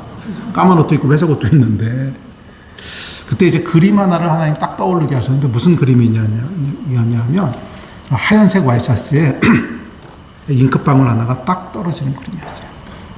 그럼 사람이 뭐라 그러시냐면 까만 옷이나 회색 옷에는 대충 볼펜이 묻어도 안 보이지만 흰 옷에는 작은 잉크방울 하나도 딱 눈에 띄지 않니? 나는 내 백성이 죄에 대해서 이렇기를 원한다. 성경을 여러분 함부로 펴시는 거 아닙니다. 정말이에요. 무섭습니다. 성령께서 역사하시기 시작하면요 무서워요. 근데 뭐 어떻게 해요? 이미 성경은 펼쳐 읽었고 성령께서 말씀하셨고 그래서 일단 학교를 갔습니다. 일단 학교를 가서 지도교수 방에 들어갔더니 지도교수 이제 CC로 다 받았죠 이메일을. 그러고는 잘했다고 이제 사인해가지고 파일업하고 빨리 이제 졸업하라고. 근데 이제 그 앞에서 이실직고를 쫙 이렇게 한 거죠. 사실은 그게 아니고요. 이게 이래저래 해가지고서 이게 해결된 게 아닙니다. 그 사람도 착각한 겁니다. 그랬더니 뭐 지도교수는 알았다고 조금 더 생각해 보라고. 그래서 이제 나왔어요. 근데 나오는데 더 해볼 게 없다는 걸 제가 알았어요. 이건 더 이상 해볼 게 없다. 근데 당장 다음 학기부터 먹고 살 게 없기 때문에 일단 짐 싸가지고 한국으로 가야 된다. 그러고 이제 차를 몰고 집으로 오는데 이게 사실 대책이 없는 상황이거든요. 근데 이제 제가 앞서도 얘기했지만 파워 J입니다. 제 MBTI가 TJ인데 저는 플랜 B가 있어야 되고요. 플랜 C나 D까지 보통 있어야 돼요. 그래야지 마음에 평강이 있지. 근데 이거는 플랜 B도 없어요. 그냥 이 체크메이트입니다, 정말. 이게 궁지에 몰렸는데 차를 몰고 오는데 전혀 걱정이 안 되는 거예요. 그리고 그 안에 하나님의 임재가 내려오기 시작하는데 저는 그 전에도 그 후에도 이런 임재는 경험해 본 적이 없어요. 마치 차가 하나님으로 꽉 차가지고 폭발할 것 같은 거예요. 그러면서 하나님께서 소곤소곤 말씀하시고 위로하시는데 제가 차에서 막 웃었다 혼자 부흥회를 하면서 집에 왔습니다. 또 왔는데 정말로 아무 걱정이 안 돼요. 참 신기한 경험이었어요. 아무 대책도 없는데, 당장 다음 학기부터 아무 대책이 없는데 아무런 걱정이 안 돼요. 네. 그래서 제가 알았어요. 아, 평강이라고 하는 건 하나님의 임재가 있는 걸 얘기하는 거구나. 반대로 불안이라고 하는 건 상황에서부터 오는 게 아니구나. 하나님의 임재가 없는 상황을 불안이라고 하는 거구나. 그리고 진짜 평강을 누렸어요. 정말 평강을 누리고 한 일주일쯤 지났는데 밤에 자다 해서 꿈을 꿨는데 꿈에서 제가 도형 하나를 이렇게 보는 거예요. 근데 저거 내가 찾던 도형인데 잠에서 딱 깼는데 대부분 개꿈은요 깨면 이제 기억이 안 납니다. 근데 하나님이 주신 꿈은 달라요. 딱 깼는데 도형이 선명하게 기억이 나는 거예요. 그래서 이제 그리기 시작했습니다. 도형을 그려가지고서 제가 원래 찾던 조건에 대입을 해봤는데 정확히 그 도형이더라고. 그래서 졸업을 했다는 거 아닙니까?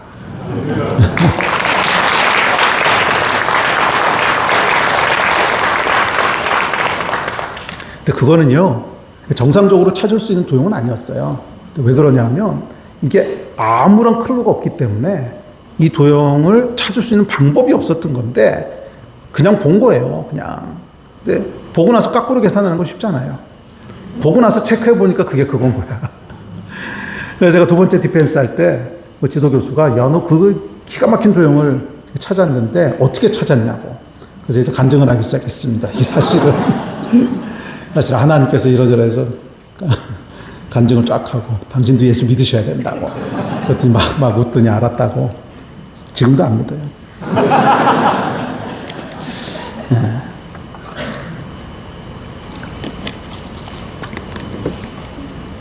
이 죄를 여러분, 죄와 싸울 때 피 흘리기까지 싸우지 않는다 그러거든요.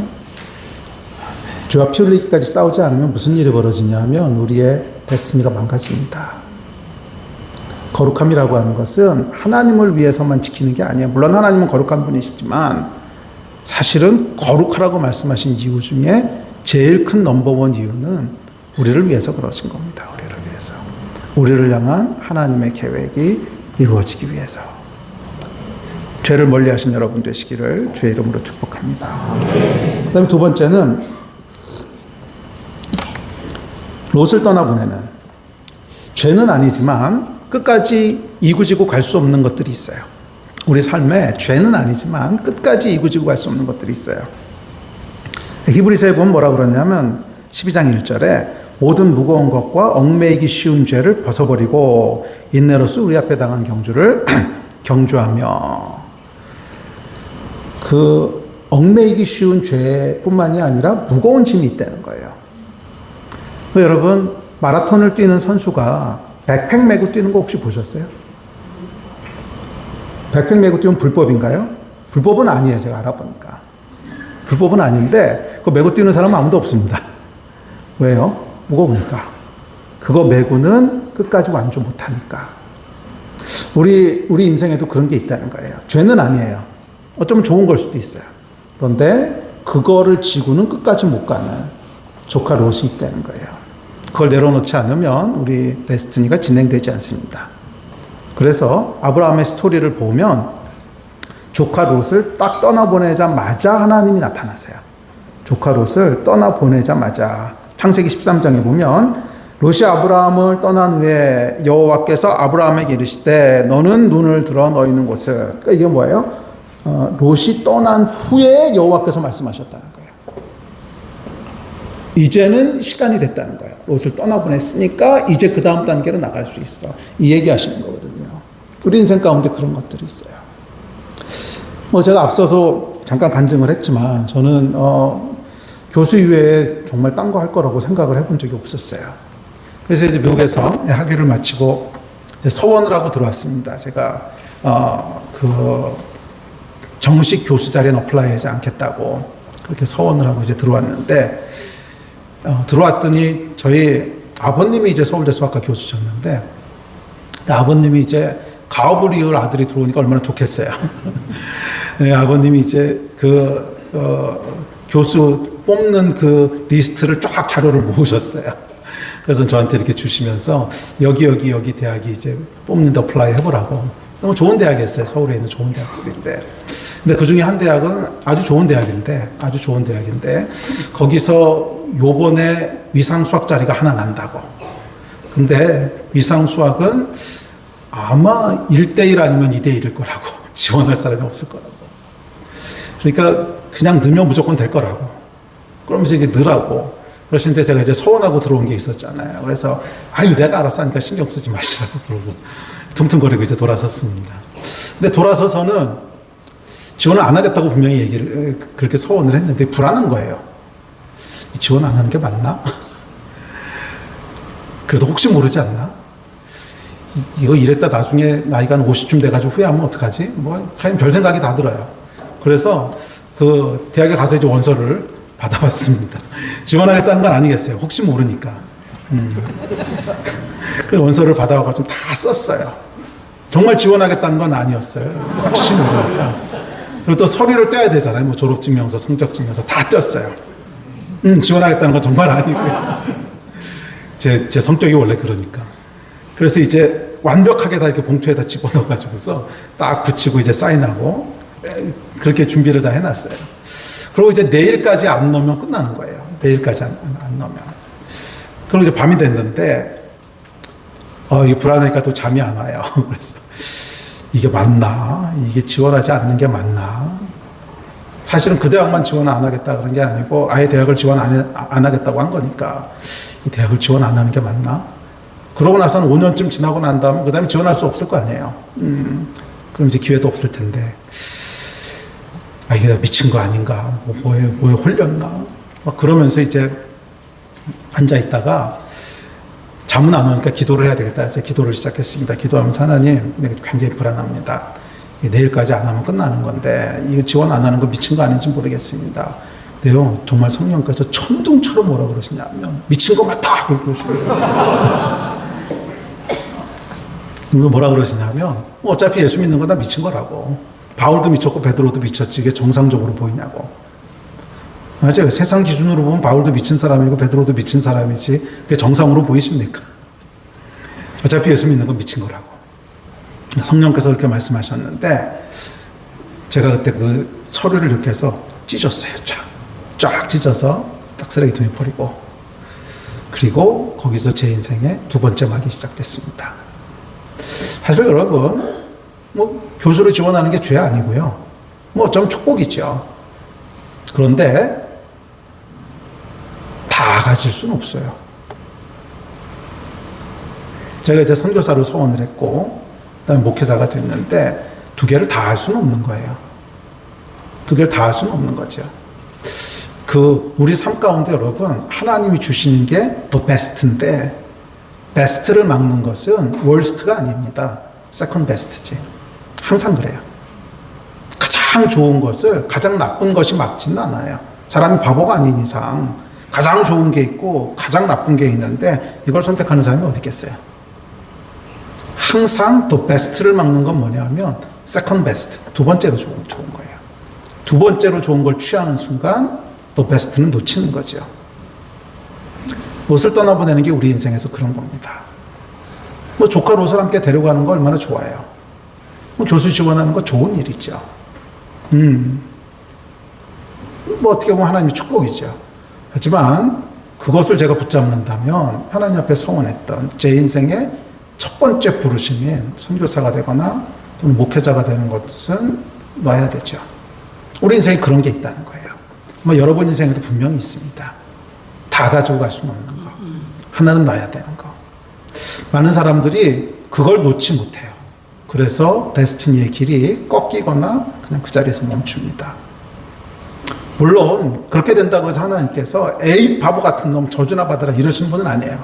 참 하나님 좋으신 분이라서 그거 붙잡고 못 놓잖아요. 그럼 또 거기서 제일 좋은 길을 주세요. 거기서 제일 좋은 길로 가게 하시긴 하시는데 그래도 원래 계획했던 길하고는 달라져요. 원래 계획했던 길하고는 달라져요. 그건 분명해요. 그리고 원래 계획했던 길이 더 좋은 길인 것도 분명해요. 그걸 놓치는 거죠. 예. 혹시 여러분 가운데 떠나보내야 될 롯이 있으시다면 망설이지 마십시오. 망설이지 마세요. 제일 좋은 거 하나님 주시려고 그러시는 거니까. 제일 좋은 걸 붙잡는 여러분 되시기를 주의 이름으로 축복합니다. 근데 마지막 세 번째는 뭐냐면 이삭을 떠나보내는 건데, 이삭이 상징하는 것은 명확합니다. 가장 소중한 거.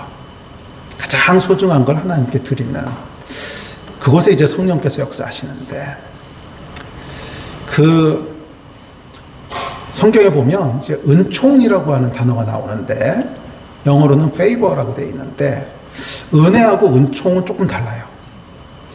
은혜는 모든 사람에게 공평하게 주시는데, 은총은 아니에요. 은총, favor의 뜻은 뭐냐면 이렇게 편애한다는 뜻이거든요. 그러니까 예를 들면 하나님께서 다윗에게 은총을 주시죠. 그래서 보면 다윗에게는 좀 특별한 게 있지 않아요? 만약에 다윗이 진 거하고 똑같은 죄를 사울이 졌다면 어떻게 됐을까? 아마 똑같은 죄 정도가 아니고 반만 졌어도 끝났을 겁니다.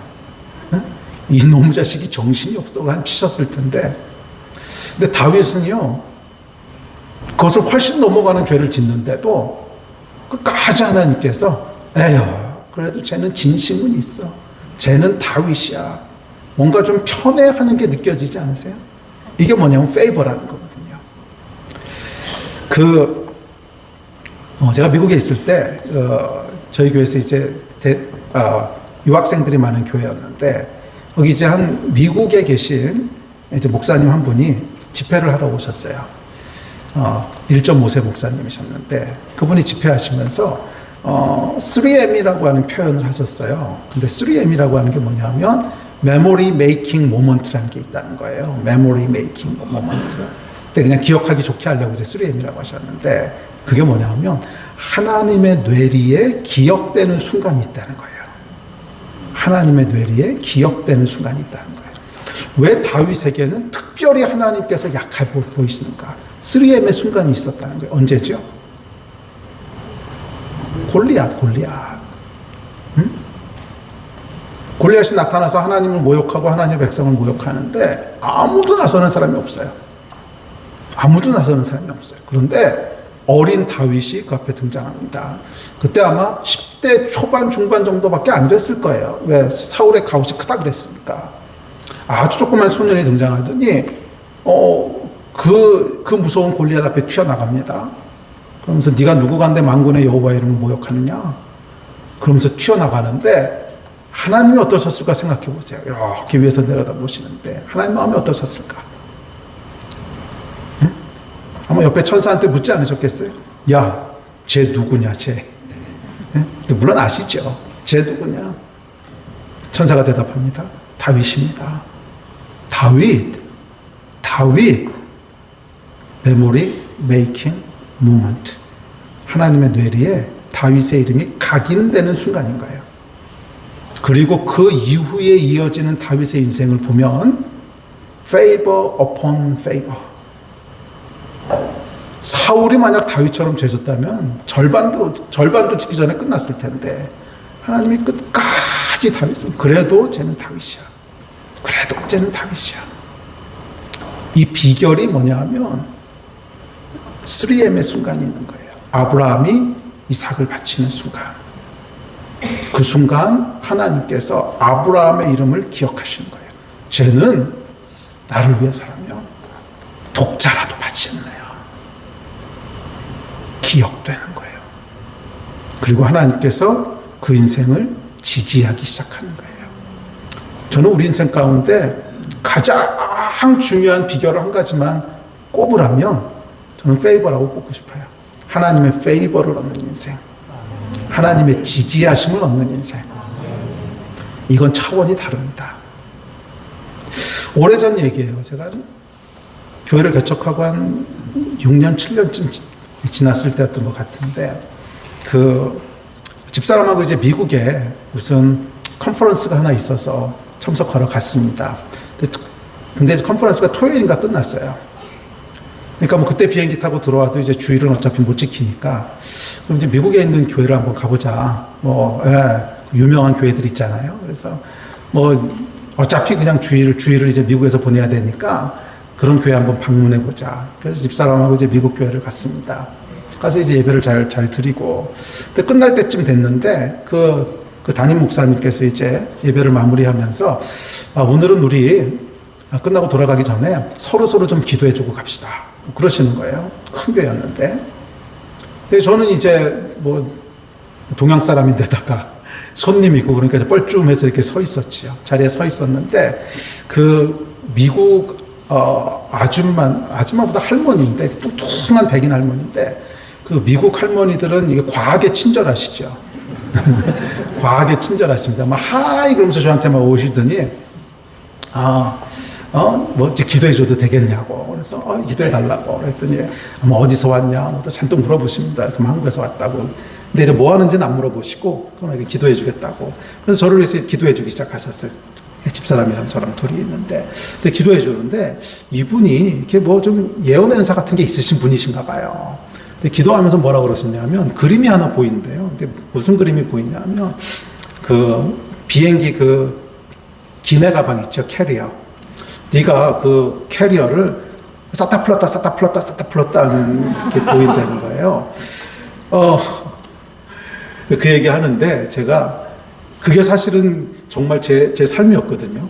이 선교지의 일을 이제 벌려놓은 덕분에 제가 비행기를 정말 많이 탔어요. 그래서 뭐 한 달에 한 번에서 두 번 정도는 장거리 노선을 탔으니까, 그러니까 주일날 밤에 예배 끝나면 이제 밤 비행기 타고 갔다가 그때 금요일 아침에 돌아와가지고 금토일 주일 하고 또 금요일 밤 비행기 타고 가고, 그게 그냥 젊었을 때 제 삶의 일상이었습니다. 그러니까 이 캐리어를 쌌다 풀었다 하는 게 진짜로 제 그냥 일상인 거예요. 근데 그걸 정확히 얘기하시는 거예요. 그래서 제가 속으로 이분 용하네. 이분 용하네. 그분이 그러면서 뭐라 그러냐면 너는 여행을 굉장히 많이 다니는 것 같다고. 네가 뭐 하는 사람인지 모르겠지만 넌 여행을 아주 많이 다니는 사람 같은데, 근데 네가 젊었을 때 네 삶에 가장 소중한 거, 네가 오랫동안 꿈꿔왔던 것을 하나님 앞에 포기한 게 있는데 이것은 하나님이 그것에 대한 리워드로 주신 거라고. 그 말을 듣는데 그냥 이 안에서 이게 뜨거운 게 확 올라오면서 하나님이 기억하시는구나. 예. 아까도 말씀드렸지만 전 어렸을 때부터 교수 외에 정말 꿈꾼 게 없었어요. 하나님께서 그 서류를 찢던 밤을 기억하고 계시고, 그리고 나서 제가 지난 25년 제가 사역을 했는데 25년 동안의 사역을 이렇게 돌아다 보니까 정말 favor after favor, favor upon favor예요. 정말 은혜밖에 없었구나. 사람 필요하면 사람 보내주시고 돈 필요하면 돈 보내주시고. 사실 아랍으로 선교사들 보내라고 했지만 1300년 동안 안 일어났던 일이 저희 세대에 일어난다고 하는 건 여러분 페이버 아니겠어요? 1300년 동안 그렇게 많은 선교사들이 평생 생명 다해 이제 복음 전했지만 아무도 보지 못했던 열매를 딱 저희 때는 보게 하시는 페이버 아닌가? 정말 페이버 upon 페이버 upon 페이버. 3M. 네, 저 여러분 삶 가운데 3M의 순간들을 만드시기를 도전합니다. 네, 사고 한 번들씩 쳐보세요. 하나님 앞에서 거룩한 사고 한 번씩 치셔서 하나님의 머리에 기억되는 순간, 그 인생은 여러분 복된 인생이 되는 거예요. 하나님이 지지하시는 거예요. 무엇을 하든지 하나님께서 지지하시는, 무엇을 하든지 하나님께서 지지하시는. 다윗이 그 수많은 잘못과 연약함에도 불구하고 하나님께서 그래도 쟤는 다윗이야, 끝까지 그의 인생을 지지하셨듯이 그 비결은 여러분 하나님의 머리에 기억되는 순간이 있는 거예요. 다윗이 골리앗을 쓰러뜨렸던, 아브라함이 이삭을 하나님께 드렸던, 그것이 그 인생의 비결이 줄 믿습니다. 여러분의 인생 가운데도 하나님이 기뻐하시는, 하나님이 기억하시는 순간들이 있게 되기를 주의 이름으로 축원합니다. 그곳에서 하나님께서 여러분을 지지하시기 시작할 거예요. 저는 이 말이 얼마나 좋은지 몰라요. 하나님이 지지하시기 시작할 거예요. 무엇을 하든지 하나님께서 그를 믿고 지지하시는. 근데 여러분, 이게 왜 이삭하고 연결되어 있나 생각해 보세요. 자신의 가장 소중한 걸 하나님께 드리는 사람이라면 지지해 주실 만하지 않아요? 지지해 주실 만하지 않겠어요? 제가 딴 마음 가지고 저런 짓 안 할 거라고 하는 게 증명된 거잖아요. 자신의 가장 소중한 걸 하나님께 드리는 사람이라면 딴 마음 가지지 않을 거라고 하는 건 증명된 거잖아. 그럼 하나님께서 지지하시기 시작하세요. 페이버를 붙기 시작하세요. 그런 인생들 다 되시기를 주의 이름으로 축원합니다. 아멘. 우리 기도합시다.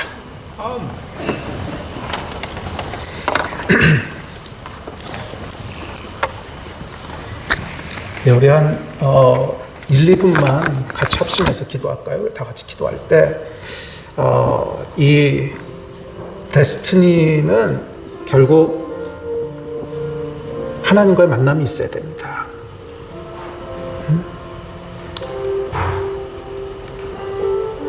이 하나님, 오늘도 우리가 주의 얼굴을 구합니다. 이곳에 강권적으로 임재하여 주셔서 우리를 만나 주시고 우리에게 그 얼굴을 비춰 주시고 우리를 향한 하나님의 복되고 놀라운 계획을 보여주십시오.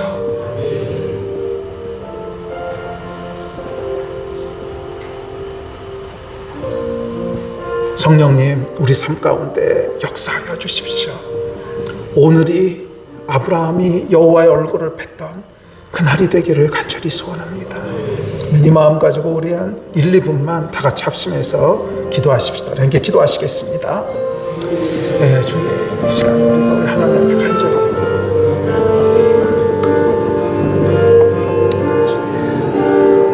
주님, 우리 하나님 앞에 간절히 기도합니다. 주님, 그래서 우리 하나님 기뻐하시고 지지하시는 인생들 되게 하여 주시옵소서. 주님, 우리 하나님 은혜를 다시 한번 우리를 만나 주십시오. 주의 임재 가운데 여호와의 얼굴을 보는 시간이 되게 하여 주십시오. 우리 하나님을 인카운터하는 시간이 되게 하여 주십시오. 주님, 은혜를 베풀어 주십시오. 주님.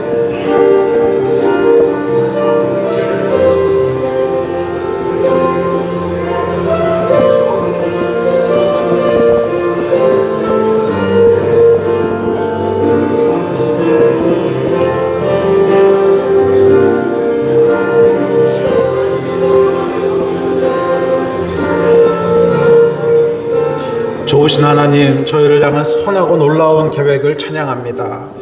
그 계획을 알게 하시고 보게 하시고 따라가는 복된 인생들 다 되게 하여 주십시오. 주님, 우리 사랑하는 성도들 무엇보다도 여호와를 감동케 하는 인생이 되기를 축복합니다. 다윗이 골리앗 앞에서 여호와를 감동케 했고 아브라함이 이삭을 통해서 여호와를 감동케 했듯이 여호와의 머리에 기억되는 놀라운 인생들 다 되게 하여 주셔서 여호와 하나님이 기뻐하시며 지지하시는 인생들 다 되게 하여 주시옵소서. 페이버가 부어지는 인생들 되게 하여 주시옵소서. 감사합니다. 주 예수 그리스도의 이름으로 기도했습니다. 아멘.